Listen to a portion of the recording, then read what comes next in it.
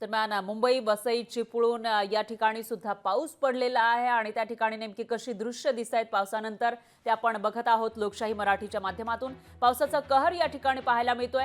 मुंबई वसई चिपळूण वाशिम इगतपुरी धुळे मालेगाव धाराशिव वर्धा सिक्कीम इथली दृश्य आहेत। सिक्कीममध्ये तर ठिकठिकाणी भूस्खलन झालं आहे, बरेचसे रस्ते वाहून गेल्याचं पाहायला मिळतंय आणि त्यामुळे एक मोठा विध्वंस या ठिकाणी झालेला आहे आणि बरेचसे पर्यटक या ठिकाणी अडकून पडल्याचंही दिसून येतंय। त्यांना बाहेर काढण्याचं काम सध्या सुरू आहे। तर बाकीची दृश्य राज्यातली आपण बघू शकतोय। मुंबईमध्ये सुद्धा धो पाऊस बरसलेला आहे, वसईमध्ये ही तीच परिस्थिती होती, तर चिपळूणमध्ये ही मोठा पाऊस झालाय आणि वाशिममध्ये ही मोठ्या प्रमाणामध्ये पाऊस झालेला आहे। इगतपुरीमध्येही तसंच काहीसं चित्र होतं, तर वर्ध्यामध्ये सुद्धा पावसाचा जोर पाहायला मिळालाय। धाराशिवमध्येही पाऊस हा मोठा झालेला आहे। मालेगावमध्येही पावसाची हजेरी पाहायला मिळाली आहे, तर तिकडे धुळ्यातही पावसाचं या ठिकाणी आगमन झाल्याचं पाहायला मिळालं।